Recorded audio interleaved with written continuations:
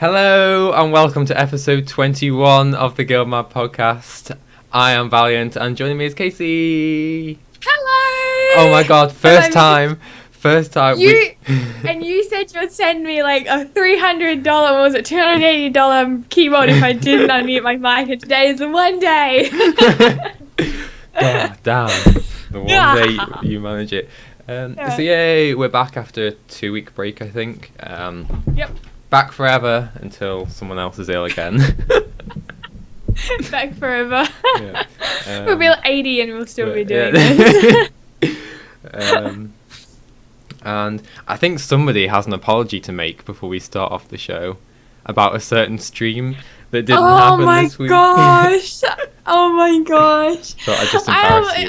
Because we didn't do the podcast, I was like, la la la la la, life is so lovely. And then Rowan messages me the other day and he's like, you didn't do the stream. I'm like, what stream? And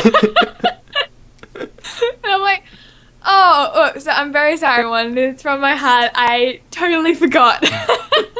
I was just happy enjoying my life, and I totally forgot about it. I'm so sorry. I just said, you haven't done it, and I just get ... and I'm like, is she about to tell me she did? And I've just completely missed it, and then she goes, oh my god, I didn't. Yes, it was one of those moments where I'm like, oh my god, my head was all in a different space. So I'm very sorry about that, guys. Please forgive me. We shall continue the explorations of Brisbane wildlands next week. There we go.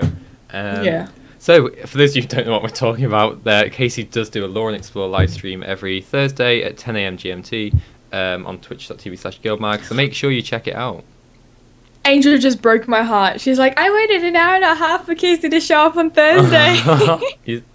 That breaks my heart. I'm so sorry. Oh, right.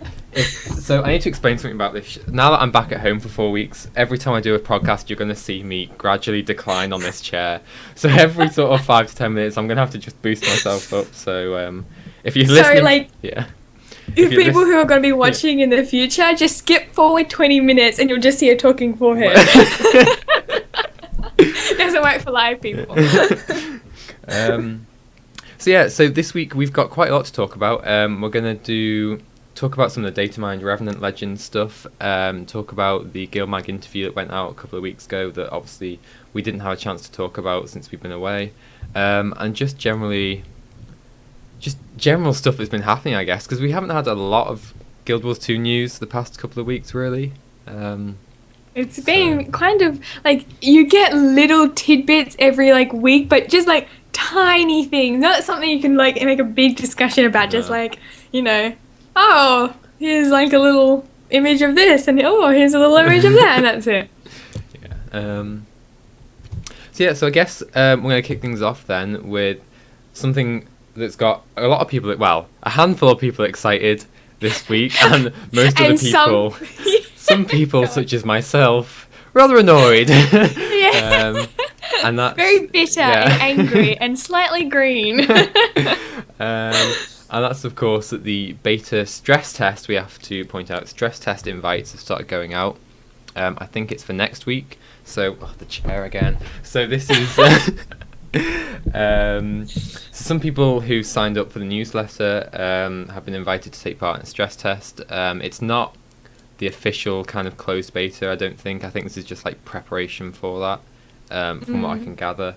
One thing I do want to point out is it's happening Tuesday. Sandra's going to kill me because I can't remember the time. But at some point on Tuesday, we have...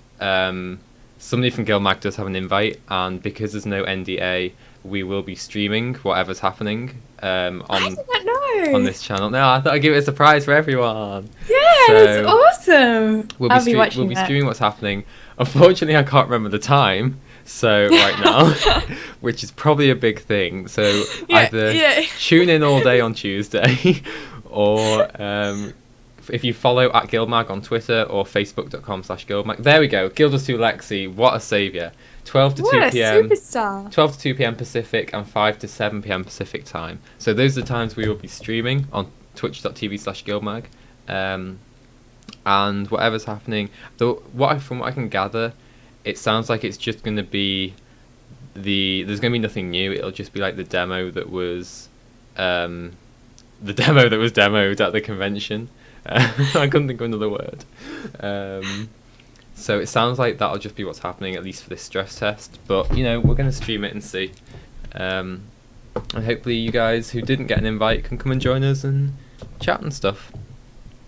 I'll have to, because I've been checking my emails all week. Nothing came through. And now you say that, I'm going to have lots of fun watching Sandra. Yeah.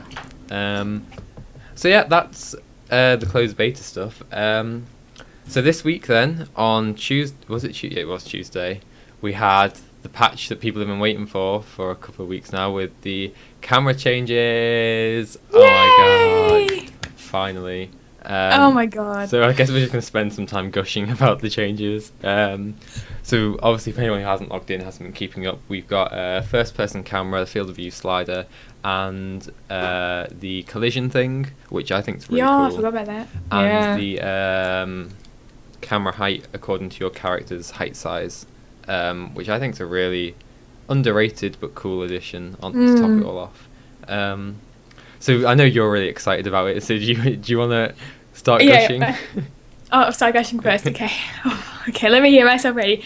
No, so I really love it because I'm a big Tumblr person, and since the camera changes have come in, the quality of pictures on Tumblr are just so much better. People have gone nuts like with these things, and it's really cool. And I like it as well because I'm someone who's very susceptible to motion sickness, and the field of view is just awesome, and also the collision thing is way awesome as well for that. But to have like it just I have to compose myself before I gush so much. I was doing a rah with these people, and we're waiting for someone to catch up, and so I just zoomed in and looked around, and it's like, did a rah always look this awesome? And just the same places look amazing. And someone said like a comment, I think it was like on Reddit or Tumblr or something like that, and someone was like, the first person camera makes the environment that looked good look amazing because you can see everything. I mean, the people that did the environment put their heart and soul into it, and when you're making trailers with like zooming shots or something like that, you can see everything beautiful, but when you're playing the game you can't really just like stop and look around as easily. But it just to be in first person mode, it just adds that bit to the game that makes like they've been adding things to the game recently that have just made the game feel more complete, like the wardrobe system and first person camera. Like they make you feel like, yeah, like this is, adding to the game being just a one awesome pile of kick-ass. Yeah. I'm getting a bit puffed from that. That was intense. Like, yeah. I feel like you've gushed enough for me as well. Yeah, I completely agree. I haven't had, so this past week has been kind of deadline week at uni for me, so I haven't had as much chance as I wanted to log in. But the chances I've had it have been really cool, just playing around in first person mode. And like, I'm butchering names already. Camille, I think that's how you say it. It's the character height camera adjustment is pretty neat for all those max height nuns and char, especially for jumping puzzles. I couldn't agree more. Yeah, absolutely. It's really cool. And like we were discussing earlier, trying to do jumping puzzles in first person is a new challenge that I can overcome once I can do them not in first person. Yeah, oh god, I can just imagine it must be very kind of sort of sickening and also sort of frustrating, like trying to figure out where your feet are and stuff like that. You know what? One thing I didn't mention, sorry. I was going to say, Halloween 2015 for the special, we'll have to do the clock tower in first person. Oh, that is awesome. We are so doing that. I love that. Somebody write that down. Yeah. You're like, oh my god, this is a great idea. This needs to be written down. There must be books made about this. Sorry if I speak over you, by the way. There's a little bit of lag on my end, so if I speak over you, please forgive me. I'm not trying to be naughty on purpose. Okay. So the other kind of big thing that came with this patch as well was the changes to stability, with it now stacking. Yes. I haven't had a chance to play with that yet. Have you had a chance to? I've played like Gara and things like that, things that you kind of need stability for. it wasn't like, it was one of those things where I went, oh, I used a stability skill when it changed. I'm like, oh, look at that stability change. And then I continued to play the game as normal. It didn't really change very much at all. So I guess it would change a lot in PvP. Doesn't change that very much for PvE. I guess we'll have to see how it plays out in the expansion as well, how they choose to use. Yeah, because they would be designing stuff with that in mind, wouldn't they? They'll, something will throw lots of, knockdowns at you, and you have to be careful about, where you get dodged and stuff like that. Yeah. So those are the two big things from the patch. So I guess we've kind of gushed about that a bit. So we're going to move on then to some data mine stuff that came with. Oh, that segue was beautiful. From actual stuff to data mine stuff. Oh, I'm getting good at this. I like how you had the perfect segue, and then you're like, you stopped halfway through the segue, and you're like, oh my god, look how awesome I am. So this is. Was it? I can't remember if it was actually that Shaman that data mined the legends, or it might have been, because I know a lot of people were data mining stuff around this time. But regardless, so this is potentially kind of spoilery if you don't potentially want to know what the other Revenant legends are. So we'll wave when we stop speaking about this, I guess.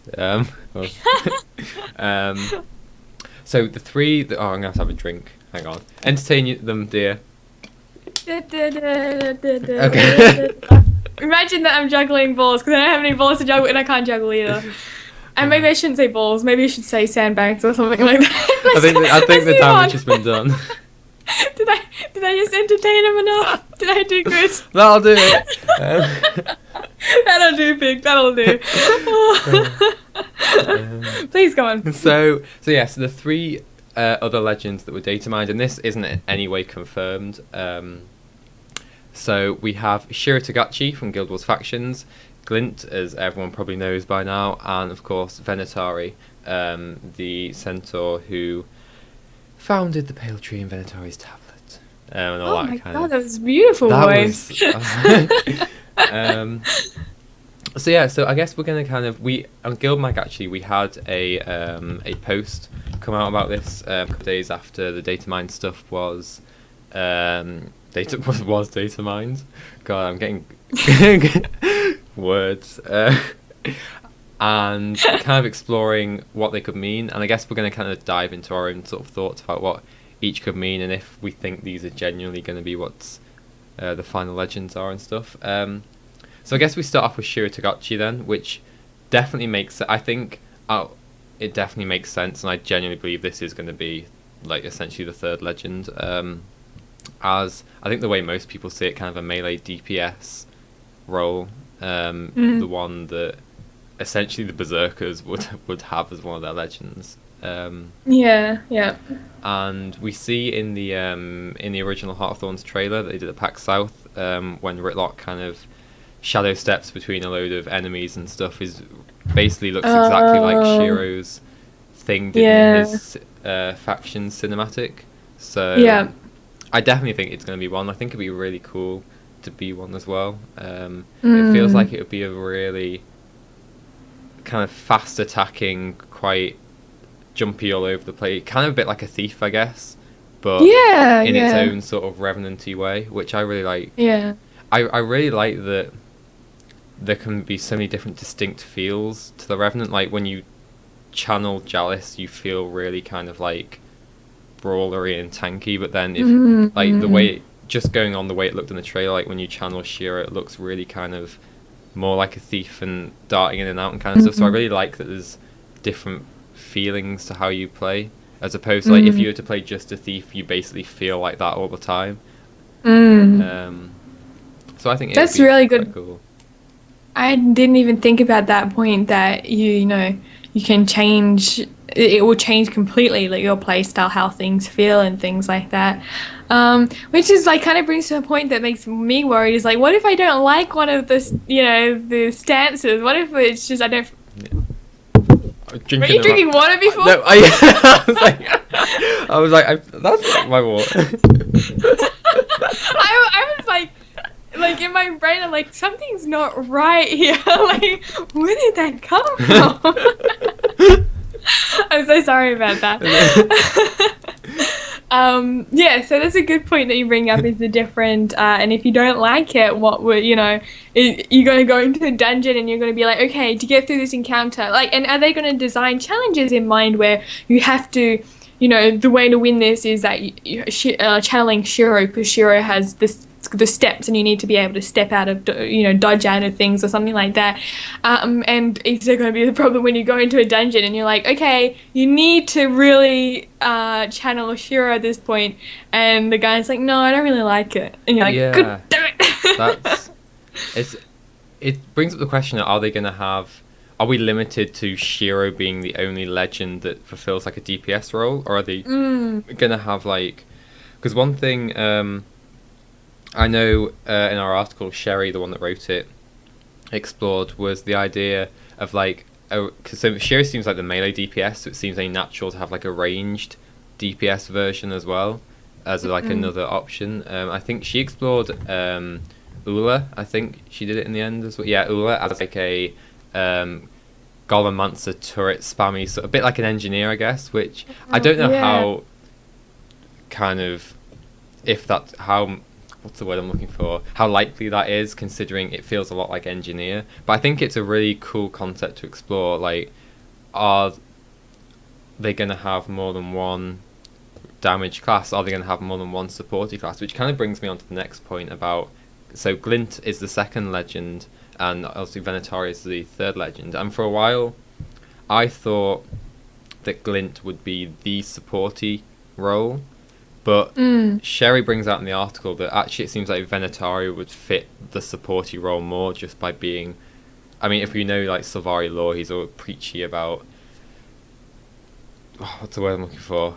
Pacifist things, and like he's the most likely to be like, I don't want to say the healer, but the healery, supporty sort of style. So it brings like, at what point what would Glint do differently in that case? I mean, I've got on here like /cc, and we've got someone in chat saying Venatari won't be the legend, just for info. Someone asked, Kanai of Norikal asked, is Shiro even confirmed yet? And they said they were datamined. That doesn't necessarily mean they're confirmed, does it? No, none of these three are confirmed. The only confirmed ones are Jalis and Malix at the moment. These are just data mined that came from this patch. And it was like, this patch included all the files for the closed beta for people that will be playing on it, because closed beta people will play on the same client. They'll just use different accounts. So this included all the stuff for that, and bundled with that were Shiro, Glint and Venatari as potential legends. So this is just what this is based off. And so one thing I did want to bring up about Venatari as a support thing is in Guild Wars 1, this is in the GuildMag lore article, not the lore article, the article that I linked. There will be in the show notes, by the way, if you're not watching this live, so make sure you do check it out. Is that we had, if you play Guild Wars 1, you'll remember a centaur called Zed Shadhoof, who was an elementalist, who was a hero you could use, and he employed as an elementalist a lot of wards, if you remember in Guild Wars 1, which for those of you who didn't play it were kind of, I suppose, a bit like Necromancer Wells now, an AoE area of effect that kind of either buffed your party or kind of debuffed the enemy or whatever. I think it's a really interesting idea. Would Venatari have something similar, especially with the new technology they've got for the Revenant class, where you have like the projectile wall that can move with you? Will we be getting like AoE wards that you could AoE like buff your party around you in a certain area that you could like move with you? I think that would personally be a really cool way to have a supporty class that's different to what's out there at the moment, that really does rely on positioning. That is very different from what we got. It's really interesting to me that you mentioned support and talk about buffing and stuff like that. And most of the other classes, like, don't really have like, yes, you can turn them into very buffing sort of people, but they don't really like focus so much on that. So like placing down wards that create like an AoE effect, that buff your people is really very supporty. And if Vantari is very supporty, that's a kind of very different play style. And I wonder if if they do have a support legendary, could this be kind of pointing towards a new gameplay mechanic that kind of forces a need for a support or something like that? That's very interesting. It is, because I mean, I think they'd be very wary of, like, they don't want to see in the looking for group chat, looking for Revenant Venatari, like, all everywhere. At the same time, it's definitely like they don't want to. If they were to go down this road, you'd still want to make it useful. So you wouldn't want to make it so OP that it's a necessity, but so underpowered that you might as well just have like Shiro and Malix or whatever. So I think it's quite an interesting idea, and things like Sherry included 2 examples of wards that were in Guild Wars 1. One was ward against melee, if you remember that, which I think it was like 50% chance for melee to miss or something, which is holy moly. I think I'll get it up now, which I think was like quite a cool idea for ways to go about 50% chance to block melee. I'm such a Guild Wars 1 pro. You are. I'm impressed that you remember that off the top of your head. That's a really interesting mechanic for a boss, like forcing you to think about, like, if they're talking about more raid-like mechanics, less about, pug sort of stuff, but like forcing you to think about the fight that's upcoming and stuff like that, and you can't really use melee against the boss or anything like that. Or would be a very cool mechanic. And I wonder how that would affect PvP. Probably not the greatest thing in PvP, I reckon. Probably. Well, I mean, you say that, but you can still go like invulnerable for like 1.5 seconds as a Guardian in PvP. I mean when you say, I mean, I'm not even going to pretend I'm an expert at PvP. It's an idea, and things like another one was ward against foes, which is foes move 50% slower. So things like that kind of are supporty, but aren't like trying to fit into this healer archetype. It's like a different way to support. And then so kind of transitioning into Glint was the way, because we've always kind of suspected Glint would be a legend based on the big dragon you get to see, Ritlock channeling, and I always assumed that would be like the supporty character, but I mean, based on Venatari as well, it sounds like that wouldn't be the case. So the only other thing I can think of is it to be more a crowd control sort of thing. But I don't know if that fits with Glint's theme, like as a mesmery, dragony prophet. Do you have any thoughts on what it might be? Or anyone in chat as well, let us know what you think. If you think we're wrong about what Venatari or Shiro or Glint might be, then let us know as well. I mean, they might not even be applying these labels to each legend, like the melee DPS. They might not be thinking those terms for Shiro. They might be thinking more like Thief, or for Glint they could be thinking more Mesmer, or Venatori more, I don't know what he was, Elementalist maybe, Gardener. But, they could not be thinking in those terms. Maybe they cover all bases through one stance or something like that. But apart from that, I really have no idea and no opinion. So one thing I want to bring out then, just reading Sherry's article quickly, is Glint in Guild Wars 1, during the Dragon's Lair bonus mission, had a spell called Crystal Hibernation, which basically gives you health regen. So they could go the road of Glint would be like a healery support, and Venatari would be like the buffing protection-y support, a lot like they had in Guild Wars 1 with the protection and then healing prayer monks, and like a lot of MMOs tend to do if they're doing like healer archetypes. But that shaman just mentioned, that shaman is the person who data mines almost everything of Guild Wars 2, and he just says in chat, something I just realized looking at the way the models are sorted, Ventari could be a druid channel as well. No, that's interesting. That is really interesting, actually. Speaking of druids, in the next GuildMag magazine issue, we will be doing an article all on druids. So make sure you read that whenever it comes out in the next few weeks. Coming to a GuildMag near you in the next few weeks. I got my ranger already because I can't wait to do a druid thing. Like, that's pretty awesome. I'm looking forward to druids. And so Draxinic, one of our writers, points out Mesmer fits crowd control. There's a lot of CC in the aspect arena skills. So there is actually. So it might make sense for Glint to be like a CC person. And if that, I mean, based on Venatori maybe being the druid channel thing, makes sense because druids use staffs, don't they? So Ellie's use staffs. I mean, it would make... Connection. Yeah. It's like Guardian uses staff as well, but let's not think about that. Yeah. Business too. So it's really interesting. I guess it's just one of those things we have to wait and find out. And I mean, I've always kind of thought we'd have 6 legends. At the moment, if we're including Venatori, that's 5. I mean, it could well be that Shiro and Glint are the next 2 they want to talk about, and then there's 2 more that they're leaving like right to the end or something. And Venatori is indeed like a druid, related to the druid specialization. But we'll see, I guess. Yeah, we will. We'll see. Do you have anything else you want to bring up about legends? I think we've talked that one to death. All right. All right then. So we're going to move on to the GuildMag interview that was released. Was it 2 weeks ago? Was it 1 week ago? It was 1 week ago. Are you sure?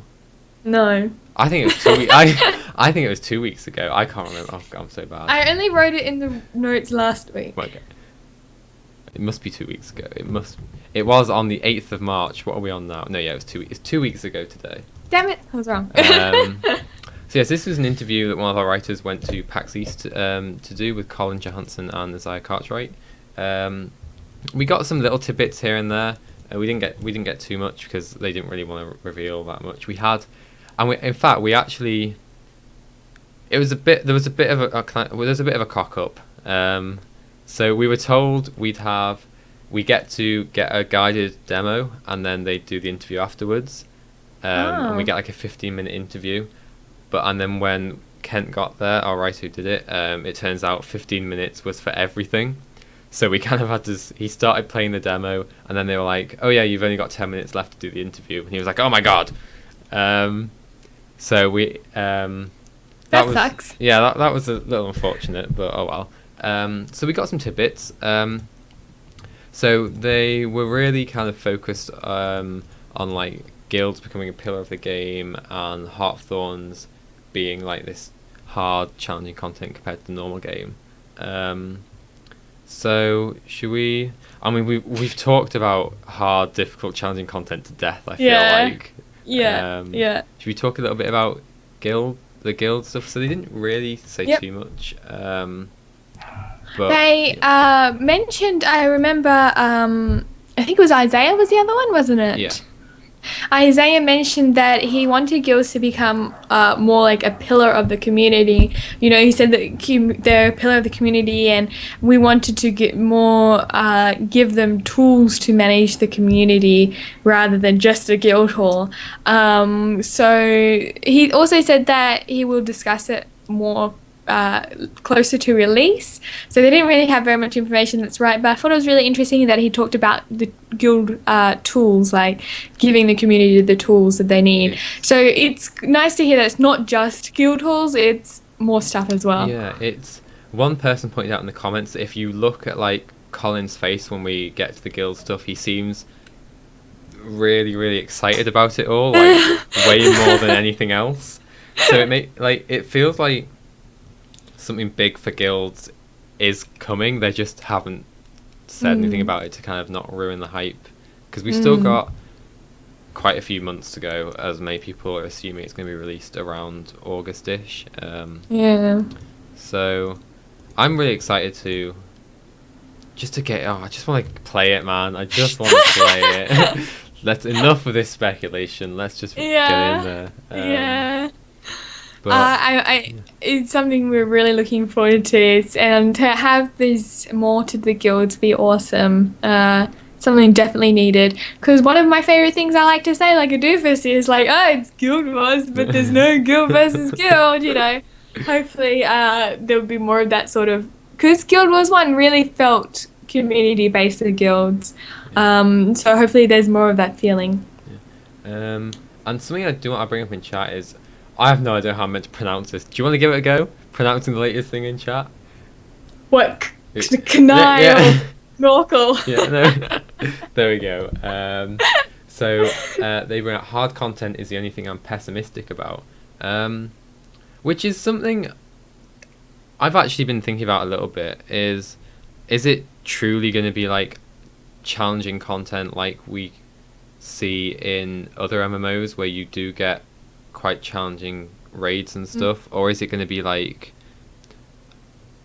a casual version of hardcore content, if that makes any kind of sense? Like to quaddle hard rather than like to quaddle hard, super hard. Yeah, like I mean, to quaddle is one of those things that if you have someone who knows what they're doing there and they explain it and people actually listen, it's actually a reasonable fight, you know. I went in there with my ranger once because I totally forgot I wasn't on my Ellie who had all the right gear, and I did the fight with berserker gear, which is totally wrong, and we still defeated him.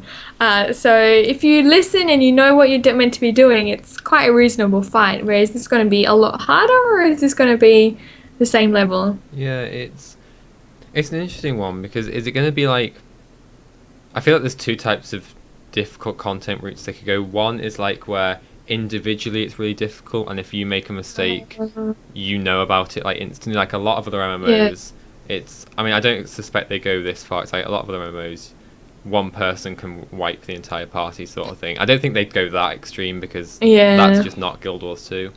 But I feel like they could go kind of a bit into that, where I'd like more of an individual level rather than like with, I feel like with things like Tequatl, it's like if you have one commander who knows what they're doing and you just turn up and just bash things at the right place, you'll kind of just get it done.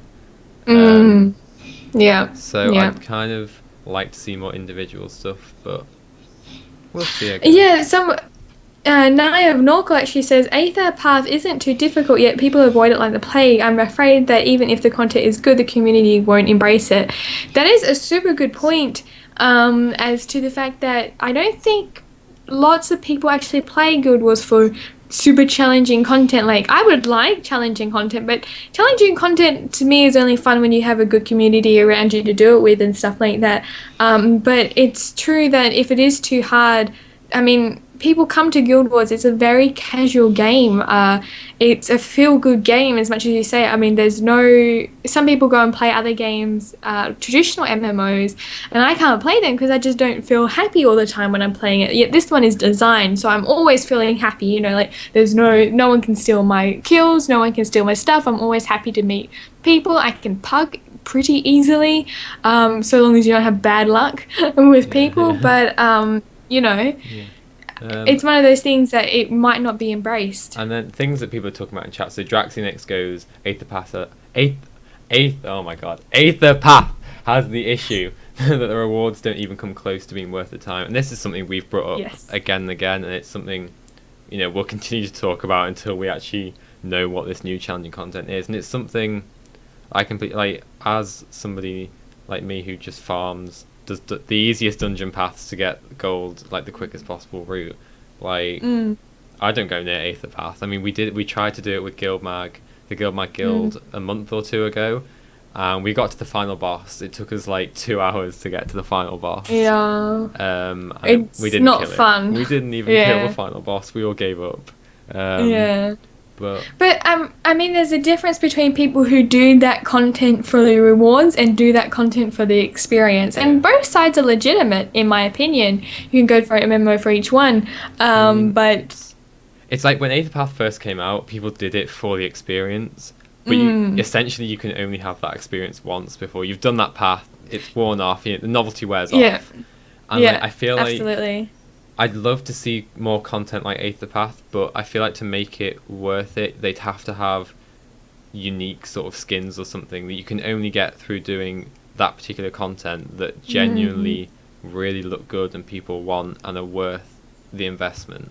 Because I feel like if you just go like a traditional, like, here's some gold for doing this route, that's never going to work, because you might as well go and do AC Path 1 to COF, you know, at that point. Yeah. So just wanted to say quickly, the Aether Path does have those rare weapon skins, but they drop way too inordinately to justify it. It would need to be like a guaranteed, I'm working towards this by doing this content thing, rather than like RNG. Like they did with dungeon tokens. Well, like they did with dungeon tokens, but yeah. Even I think maybe even like 1,000. So. Yeah, like ramping it up so there's some. And personally, I've never been a fan of many of the dungeon skins anyway. I mean, I feel like, I don't know, I feel like there's better things I could work towards, I guess. Like they look a bit cheap to me these days now that now that I'm a pro. That what's it called, luminescent armor must be looking mighty good to you then. I just quickly say that Philism says, I know she's talking to me about this. I know you think this should stay casually, but I think as a Guild Wars 1 player, we had enough easy content. It's about time we get Maguma, Maguma very hard and less casual and deliver some hard content, which is exactly what he says in the interview, which is awesome, is that they're saying that the Heart of Thorns is, it seems like what they're saying, they didn't actually say this directly, but it seems like what they're inching towards in the interview was that this is going to be a lot harder, this is going to be a challenge, and you play the game first and then you come to Maguma later on when you've done all that other content and you want something more from the game. That completely makes sense. And then Firelight again just says, yeah, I totally agree, run 100 times and you get the skin rather than playing it 100 times and still be RNG. So that's talking about the guarantee rewards. I completely agree. I think that's the way to go for difficult content and how to reward it best. So yeah, another thing, another little tidbit we got in the interview is that you've hovered over it, so I can't see it. Is that one type of each precursor? Oh God, does that sentence even make sense? So precursors that you'll get one. I've put two sentences together. I know you have. So I'll just explain it. So the precursors you get from completing the collections in Heart of Thorns will be account bound, and you'll get one precursor per collection. So that's what Casey's trying to say with that sentence. That's what I was trying to say. Yeah. Which I think is quite interesting.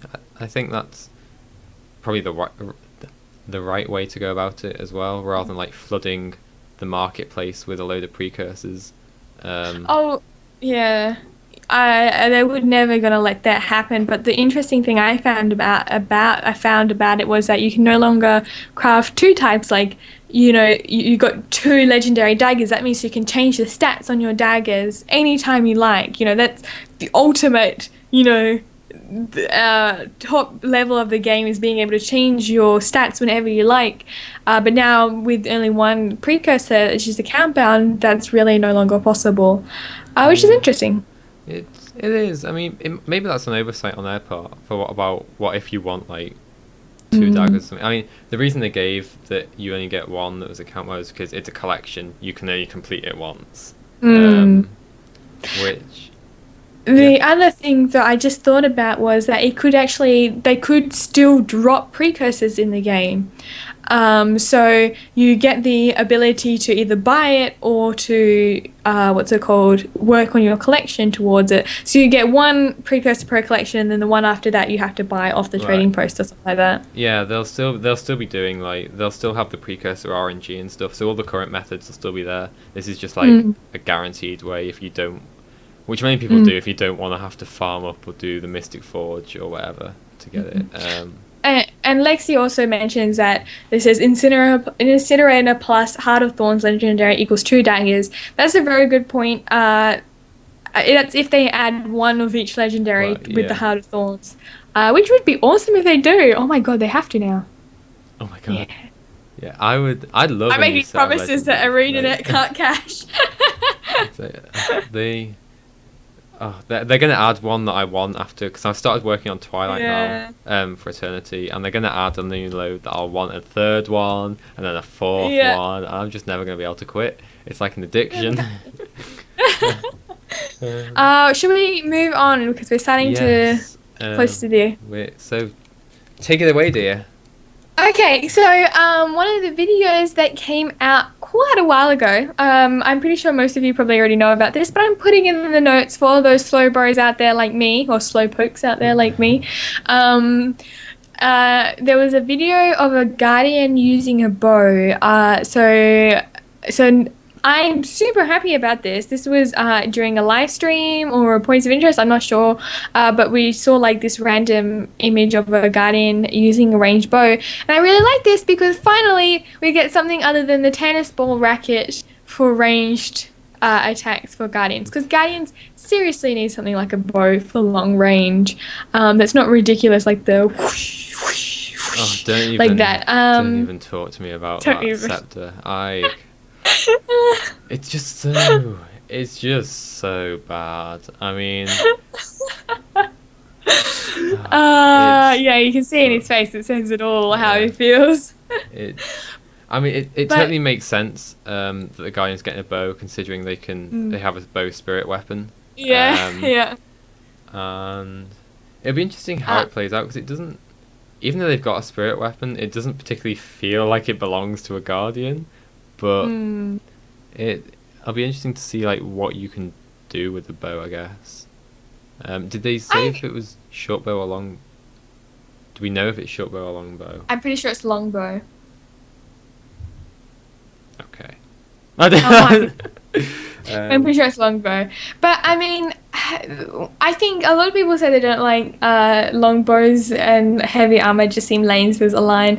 But I mean, in my head, if you can stretch your imagination to believe that a hammer can be a ranged weapon, you can deal with this. That sounded awful, but I mean, it can be acceptable in your mind that this is happening. But a thing to mention is also that it may only be a specialization like the ranger stuff, so you might not get it right off the bat. It's probably just a specialization. A specialization. I think all new weapon introductions will be specializations.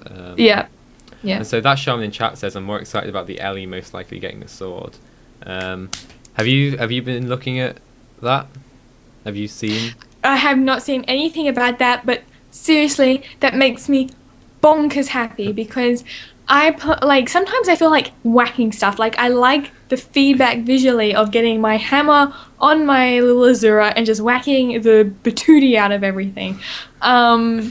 But when I play Elementalist, which is my main character, I don't get that sense of impact, because everything is like, ooh, mystical ranged, on a Ellie. So to have some sort of, hopefully the sword will have some sort of feedback, like to be melee, that would be awesome. It will be. I haven't actually looked, because they had like quite a few placeholder skills and stuff that came with the datamined stuff. I didn't get a chance to look at, well, I did look at it, but I can't remember what it was. I didn't get a check. I didn't look at them. No. But we'll talk about that next week, I guess, once we've had a chance to read over them properly. Good. Well, Lexi says, I'm still petitioning ANET to allow Ellie's staff to be one-handed so I can pair it with the sword, Gandalf style. That is awesome. That would be awesome. So I'll move on if that's all right with you. Yeah. So there's masteries, and these mastery abilities came out from screenshots that people took, and I put on here that we did not take these ourselves. We got this information off another website, which is Dazed Rabbit off Reddit, and Bog Otter, who made a post or a video about it. I'm not entirely sure. So the new NPC races, the names have been released, and I think these are the three main ones that you can get specializations on, which are the Exalted, which are most likely the Masat. Thank you. All that was going through my head was glowy evil men of death. And I'm like, no, don't say that, Casey. Don't say that. You lose all your credibility. Is the Exalted, which are most likely the Masat look-alike people. It's not confirmed that they are Masat, but come on. Come on. They basically come on, I mean. Yeah, the Istel, which are most likely the I'm Hylic. I'm pretty Sorry. sure that's meant to be TZEL, not IZTEL, isn't it? Or is it? TZEL. Isn't it meant to be it? Istel. Isn't it meant to be Itzel? Not is. Istel? I think I'm pretty sure it's Itzel, not Istel. But some. Is this a pronunciation problem or a spelling This problem on is my your. behalf? This is. I think this is your spelling problem. All right, let me have a look at this because I'm looking at it now, and I'm pretty sure I've got it right. I'm pretty I sure it's meant to T be Z that. E L. You've got IZTEL. Oh, do I? Yeah. Oh, Huh. damn it! Damn it!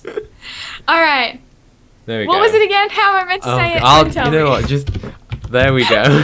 Thank you. I rely on Valiant way too much. The Itzel? Yeah. There we go. Okay, which I'm pretty sure is the Hylic because it sounds very Hylically.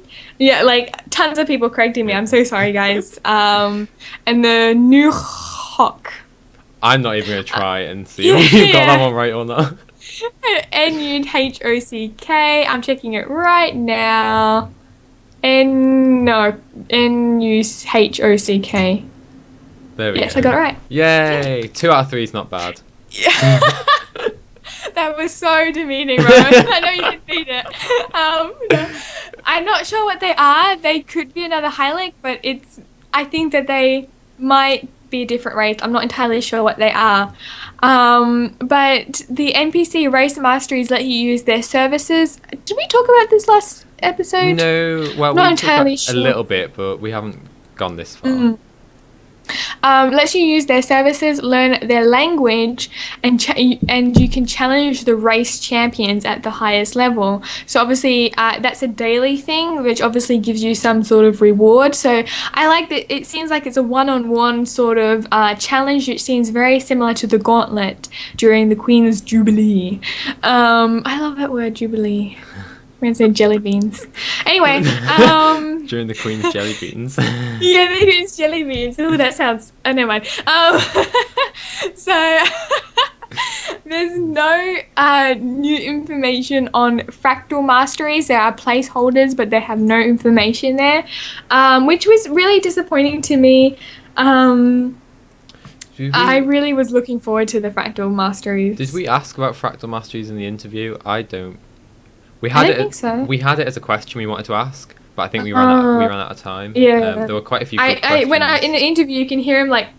Yeah, no, he does skip quite a few that Yeah. I personally wouldn't have skipped, but he had to skip something, so you know. Yeah. Damn you, catch masteries was my thing. The fractals, I love fractals. We should know that. But so there's no information on that. New legendaries for Heart of Thorns was confirmed. Sorry, I just remembered something funny that's going to annoy everyone in the thing, but I have to tell you about it after the show. And we full mastery points in the precursor crafting mastery to be able to get the Heart of Thorns masteries, which is really cool. I like that it's not immediately available from the get-go. Like, it adds another layer of prestige, which is like, not only have I got a Heart of Thorns mastery, I have also completed all the points towards it. Precursor crafting. That didn't come out as suave as I wanted it to. Might have to work on that before the expansion hits. That was some of the information about the mastery abilities. There's a whole lot. They're all listed except for the fractal mastery things on Bog Otter's page, I think. So that's really interesting to look at, and I really love this idea of the race masteries, letting you use services, challenge and champions, and learn the language. So what did you think about that? No, yeah, I really like the. I mean, when they first announced that you'd be able to just communicate with them and stuff, I was like, yeah, it's cool, but what else can I do with it? And things like being able to use their services and challenge the race champions sounds like genuinely rewarding for investing into that. Beyond just like for lore buffs, it sounds like they've kind of thought about what everyone could get out of it. Yeah. I really like the idea. One thing I wanted to touch on, but we probably don't have time to go into depth about, but we'll do it next episode, is the whole exalted Masot thing that a lot of people were talking about, is are they, aren't they, kind of thing, which remind me to do next episode, because we will talk about that next episode. I think that's a really interesting topic to cover. But yeah, generally I'm really excited, and I actually am considering doing like the race masteries now based on the stuff that we've learned. Yeah, it'd be cool, like, to be able to get that ability to do a gauntlet if you really enjoyed the gauntlet. Yeah. But quickly moving on, because there's so much cool stuff that, like, we've got 3 weeks of content we need to talk about. In the Wyvern? Wyvern. Don't you dare say Wyvern like they do. I know, my instinct is to say Wyvern. No, yeah.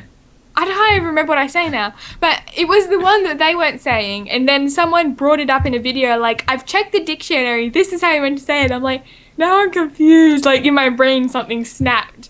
But, yeah.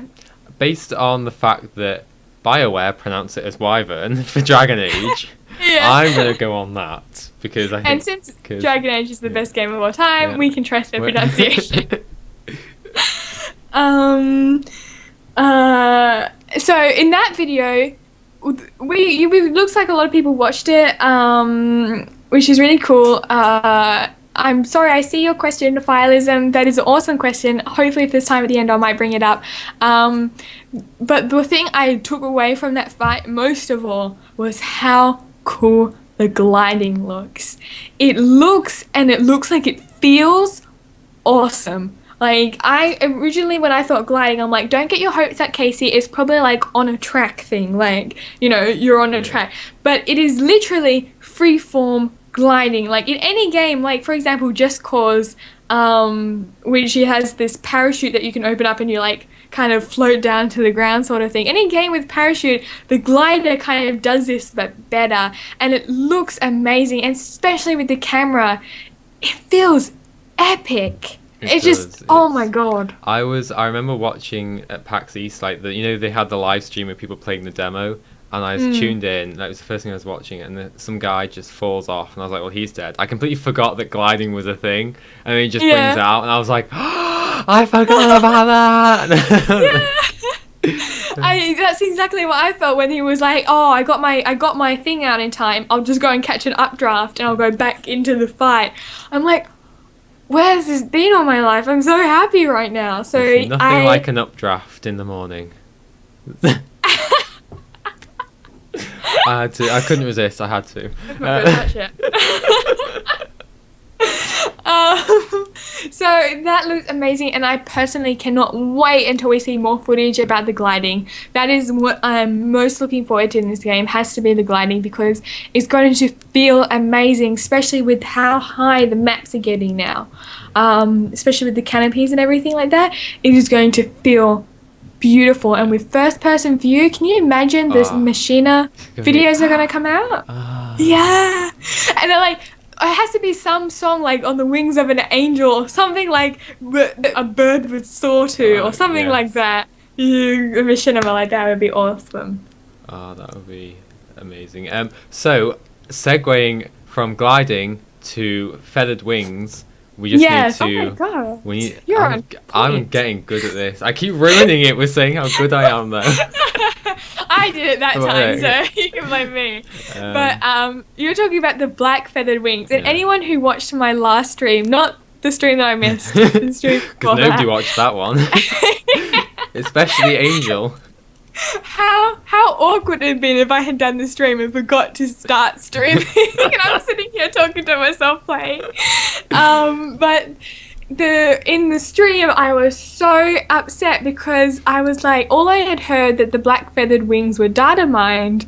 I was like, oh my god, these are really cool, I can't wait to get them. And then for one day, they released the feathered wings on the gem store. And I was like, and I hadn't been playing every day at that point. I'm still not playing every day, every couple of days. And I get into the game and do my live stream, and I see some with the wings, and I freak out. I'm like, when did these come out? Oh my god! And I go immediately to the store and they're not there, and everyone's in my live stream is like, well, they were there for a day, but they've gone now. I'm like, no! That makes me happier than you can imagine, because you know what my feelings are about these wings. I feel like someone at Arena watched this podcast and goes, God, Valiant doesn't want them everywhere. Let's just do it for a day. And on that day, I avoided logging in because I knew they'd just be everywhere. So I waited a couple of days. They were still everywhere, and I swear I haven't since they came out. I haven't seen a person with Eternity that also doesn't have that wings paired with it. So. Oh, but it's really funny. I was about to say, like, I like how it was only for one day and everyone still has the wings, you know. And like I agree. Some people were like, "Don't worry, you'll see them everywhere." And I was like, "No, but it's not the same as owning them." Yeah. But now that like I've spent all this time seeing them everywhere, I'm kind of not so worried about it because I can see them anytime I want. You know? It's not like it's a rare thing that I can't see anytime I want. No. But some other things that came out now that we've gushed on about the black feathered wings, the golden pig also came out, which was quite hilarious. I love the way it trots around. Golden pig, I don't know, I think it might have been like the last vestiges of the Luna event. Yeah. So I can't remember what it's called now. But yeah, it seemed very Chinese and golden. Yeah. Something like that. Confetti mail, which was very how would you say it? Like, it wasn't something that made me go, wow, you know, it was just like... see that? I don't think I've seen that one, actually. It's literally like the presents, you know, when you kill someone and there's a gift finisher and there's confetti flying everywhere. It's literally the confetti flying everywhere. It's nice. I mean, I much prefer they put that in the gem store than anything else. But it's not something that I really tripped over my feet to buy. The Crystal Nomad outfit was pretty cool in my opinion. I thought it looked really awesome and it looked unique and it kind of fit into the world of Guild Wars really well, I thought. I haven't seen that one. No, I haven't seen that one either. God, I'm so behind. The podcast was going so well, and we've finally found something that I don't know about. Lemon Law actually mentions a panda finisher and a llama finisher and a llama with a hat. I've actually seen the panda finisher. It was released in the Chinese client. Hasn't been released in ours. I was like, yeah, panda, you know, it's cute. Not as cute as my llama finisher, which is the llama like discoing it up. So, or even the minstrel is way better. So I was like, yeah, it's pretty cool. And the llama with a hat, I have to get it. Oh, by the way, I'm pretty sure it was Black Lion Chest who gave me that llama mini, and I was doing a ride with some people, and they're like, "Oh my god, you have a llama mini? Where did you get that?" And I'm like, "Oh my god!" And I was like, "One of my wonderful viewers gave it to me." I was like, "Oh my gosh!" So yes, I was very cool. I can't wait to get the llama with the hat because the llama is officially my favorite thing in Guild Wars. The favorite little pet. Oh my god, I hope that comes out as a pet. God. Just llama everything. Quickly. Yeah, llama everything. I would have a character cosplaying as a llama if I could. I just have to say, Firelism asked me a question earlier, which was, do we think rangers will have more mystical pets with Hive Thorns? I think it's an awesome question, and maybe one we should answer next episode, do you reckon? Yeah, next episode we'll do like a big thing on all the other specializations, because we kind of talked about Revenant a lot today, so I guess next episode we can do kind of talk about the LEs and rangers and stuff. So make sure you tune in next week then. And quickly before we finish it up, I'll just say there was for people who like World vs. World and PvP, which is not us, so we don't cover it very often. But there was a new World vs. World shield generator shown for Heart of Thorns, which looked pretty cool. It just added a little bit of extra. So if you want to know about the shield generator, go and look up that clip on YouTube. I'm just here letting you know it exists. Yeah, there we go. The more you know. So yeah, that's about it for this episode then. So big thank you to everyone who's joined us in the live stream today. Remember, if you've missed any part of this show, it'll be up on our YouTube channel later. youtube.com. Oh my, youtube.com. youtube.com. Wow. I'm sorry, go on. YouTube.com/GuildMag or just GuildMag.com. It'll be up on there later as well. We're also on iTunes if you fancy just listening to our beautiful voices, to seeing our faces as well. I haven't gone down as much. I think I managed to stop myself going down. Like, I'm not. You see, I could be down here right now, but I'm not. I stopped it. It's been pretty good. So yeah, a big thank you to everyone who's joined us. Remember, on Thursday, Casey will hopefully be doing her Law and Explore live stream at 10 a.m. GMT. And then next Sunday, we'll be back with our next podcast episode. Again, 10 a.m. GMT on twitch.tv/GuildMag.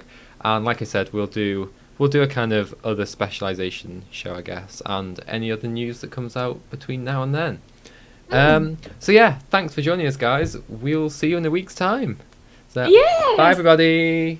Bye.